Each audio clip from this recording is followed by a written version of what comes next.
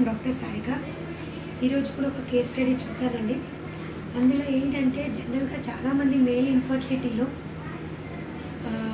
Sperm count అనేది చాలా తక్కువగా ఉండడం, లెస్ దాన్ 5 మిలియన్ ఉండడం, కొంతమందికి చాలా జీరో కౌంట్ ఉండడం అనేది చాలా చూస్తున్నాం.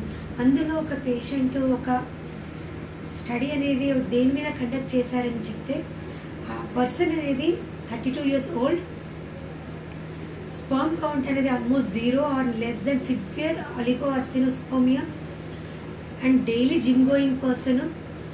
మోస్ట్ ఇంపార్టెంట్ హిస్టరీలో ఇంపార్టెంట్ ఏంటంటే డైలీ వే ప్రోటీన్ అనేది కన్జ్యూమ్ చేస్తారు, ప్రీ వర్కౌట్ సప్లిమెంట్స్ అని, క్రియాటినిన్ సప్లిమెంట్స్ అని, అలాగే ఆన్లైన్లో కానీ అక్కడ జిమ్ ట్రైనర్ కానీ అడ్వైజ్ చేసే టెస్టోస్టిరాన్ సప్లిమెంట్స్, ఆ టెస్టోస్టిరాన్ బూస్టర్ ఇంజెక్షన్స్. వీటి వల్ల వాళ్ళ స్పర్మ్ కౌంట్కి జిమ్కి ఏంటి సంబంధం అనే దీనిపైన ఒక స్టడీ అనేది జరిగింది. సో దీనివల్ల ఏం తెలుస్తుందంటే, ఎవరైతే జిమ్ గోయింగ్ ఉంటారో వాళ్ళకి ఏంటంటే ఇలాంటి సప్లిమెంట్స్ అన్నీ తీసుకోవడం వల్ల వీటిలో మనకు తెలియకుండానే ఎంత పర్సంటేజ్ అనేది స్టిరాయిడ్స్ అనేది మనం తీసుకుంటున్నాం అనేది అసలు ఐడియా అనేది ఉండదు.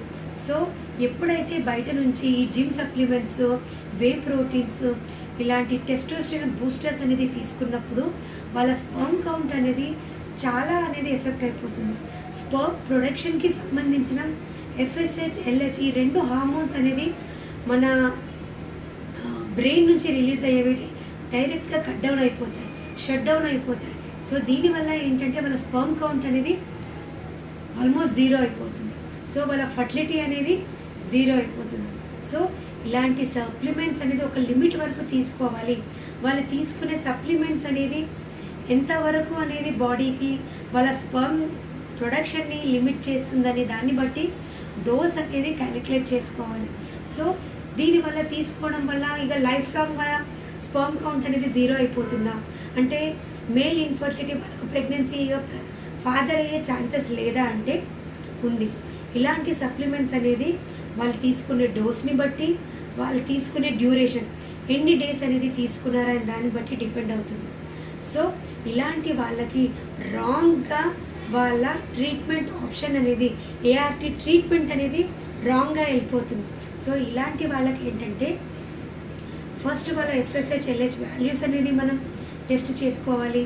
వాళ్ళు తీసుకున్న సప్లిమెంట్స్ వాళ్ళకి ఎన్ని డేస్కి వాళ్ళకి రివర్సల్ అవుతుంది, ఈ స్పర్మ్ ప్రొడక్షన్ అనేది ఎన్ని డేస్ తర్వాత రివర్స్ అవుతుంది అనే దాన్ని మనము జనరల్గా ప్రిడిక్ట్ చేయలేము.